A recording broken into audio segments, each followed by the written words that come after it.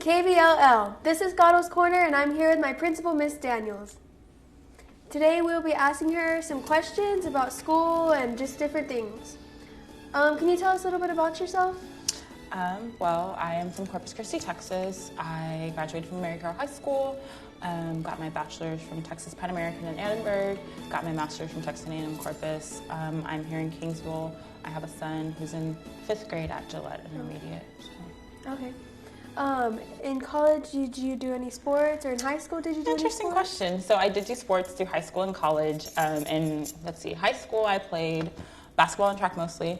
And then in college, I went to college on a basketball scholarship. So I was an athlete, a collegiate athlete in Texas Pan American. Awesome. So out of school, what are your hobbies? What do you like to do? So I keep up with the little ones. So I have a son, niece, nephews, little sister. They kind of keep me busy. So it's really whatever the kids want to do is what I tend to do. Yeah. And your son is a ball boy at the football games, right? Yes, so he loves sports. Anytime he can be in motion, active, he wants to do that. So he gets to enjoy that, being on the sidelines with the freshman and JV team, and then also seeing varsity games. So is he going to plan on doing football when he gets... Oh, yeah. So he asks me all the time. He's like, Mom, can I do tackle yet? Mom, can I do tackle yet? So he's waiting for middle school when he gets to get out there and get the pads on. That's cool. That's cool. So well, you already said, what district were you previously? So I was working with CCISD previously, Corpus Christi Independent School District. Okay. And was the change from going there to here, was it easier? Was it a little hard? Or? Well, it's actually, y'all have made it super easy for us. It has just been an amazing welcome here from students to families, my son coming in. So it has been a very easy transition for us over here. So it's your son's first year in Kingsville too, right? Yes. And he likes it a lot? He does. Yes. That's good. He's having a great time here.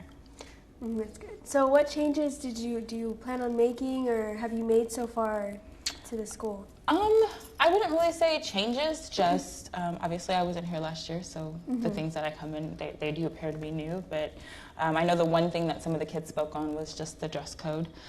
We want to make sure, it's 2019, we're in South Texas, it is super hot, so just allowing students a little more freedom when they come to school for that individuality and expression, but still within the guidelines of what's appropriate at a high school setting. So yes, that's good. Yes. We see you attend a lot of the different outside activities that go on for all the sports. Is that important to you, to get to everything? Because we see you at a lot of stuff. So that is very important to me because, like I say, anytime I talk to kids, especially in a high school setting, your student involvement is what's going to help or hurt your school. So I want to make sure that we don't just have students involved, but they know that we're here supporting them in all that they do. So I can't, tonight's actually one of the first nights. We have volleyball home, but we also have homecoming game. So I won't be able to stay for it all, but to be here and then get there, because it's just, a lot of your experiences here are preparing you for life. So I just want to make sure that students know it's more than just the classroom setting, the 8x4 that we go through. We truly want to support y'all in all that you do. So it's very important to me to be there for it. Do you have a favorite sport that you like to watch the most? So I guess I played basketball, so if I had a favorite sport, it would be basketball, but I enjoy them all. Even at the volleyball games, y'all come together as a team and you have chants that you do. At football, obviously, that's the one that brings out everyone, so you get to highlight drill, cheer, band, trainers, man. It's just every sport, every activity has its perks to it, and it's just, you get to see students involved in a different capacity, so I enjoy them all. Outside of school, do you do any community things? Have you done anything? So I'm not really, I'm very new to this community, so I haven't really gotten my footing in. I've been to a couple of events at different locations that people have notified me of and been there, but I would like to definitely be more involved in this community, not just myself, but my son as well. So what are your expectations for students, going to class-wise? You want them and their phones and everything about that? So, as you all know, we kind of changed the bell schedule because there are the classes that are out here, and then you do have to come in the building. So we allowed for a 5-minute passing period. So that way that gives students, one, a chance to get in the building, but also if you need to use the restroom, do those things, you have plenty of time in between class to get from one class to the next. So that way when we are in our class period for the instructional period, we'll have less interruptions. So, you know, we all need that break and that socialization in between the days. So that also gives you time to do that and still get to class on time. So I think a lot of students are grateful for that. We see everyone just talking in the halls and everything. Yeah, so. And you need your break. I mean, you know, so we want to make sure that students have that opportunity throughout the day. So when they do go to class, we're focused and we're getting to it.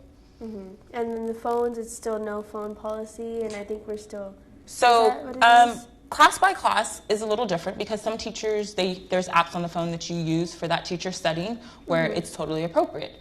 Other classrooms you go to, you have the Chrome cart where you're using the Chromebooks and you don't need your phone for that class period. So it really just depends on the technology that's being used inside of the classroom, whether or not you have it. That's kind of in your individual classroom. So. And your expectations for teachers, teaching-wise, I know that we got from an F rating to a B, so your expectations are to go further and further. Obviously, you want to always grow, so you want to make sure that you're continuing to make that progress, which was part of why extending that passing period, it decreases students needing to leave class because you have time to go to the restroom or do whatever you need to do in between class. So when we are in class, we can be focused on that instructional period, getting the most of the education that the teachers are giving you. Homecoming's coming up. The dance is Saturday. Is there any measures y'all are taking to like make sure students don't do anything they're not supposed to? Like, you know what I mean? Yes. So we obviously will have adults there supervising the dance, but I tend to think that the majority of our students do what they're supposed to do when they're supposed to do when they're there. So just no different than anything before. That's good. There has been a big drug issue at this school. Okay. So is there anything that we're gonna plan on doing that'll fix it? I know in Robstown they brought the drug dogs in and that helped a lot. Is there anything? So those are things that as a district as a whole, we are working with community resources to just KPD and different things to get them in here. But teenager to teenagers, wherever you go. And we know some teenagers at some point are going to make a poor choice, and when that poor choice happens, we follow up with whatever consequences we can. But is there anything across the board that's changing for that? No. We do have the anonymous alerts, the app that we have posted across school, and we'll be going over more when we have grade level assemblies with students to where see something, say something. So I know a lot of times people focus on, oh, it's just reporting bullying, and it's like it's bigger than bullying. So it is one of those things where you know if somebody's using or they're doing these things, you can send a message, it's going to alert us, and then we can go and look into it. So you don't always have to come to the office anymore to tell us what's going on. You can do it through the app. So that's good. So that's one thing that will definitely help us here at the high school for those situations. And besides just drugs and everything, maybe skipping class, what disciplinary measures what consequences are there for that, for skipping class or? So skipping class is different because skipping class takes you into truancy and then you go to court. But on the school side of things of drugs, alcohol, violence, different things, there is the recommendation for removal to the DAEP setting, which for fights just in generalization, it's usually 45 days with a review at 30. So it's one of those, we want to make sure that we all have conflicts. They're going to come across, but it's how we resolve those conflicts, which the anonymous alerts will also help with that because we can be alerted when stuff is brewing and we see, hey, this might happen or something's going to pop off later. It just allows us to try to be preventative to decrease the chances of things escalating to disciplinary measures. So we want to always try to work through things, counsel kids when we can, but in the event that we don't get to it in time and something still occurs, we take whatever disciplinary actions are necessary. Right. Well, our last question will be, have you enjoyed working here at HM so far? I absolutely have. It has been a great joy being here. Like I said, from students to staff, community, it's just been so much love and support since we've been here. So I'm very excited. It's been good. Okay, thank you so much for letting us interview you. Absolutely, anytime. This has been Caro's Corner, KVLL. Thank you.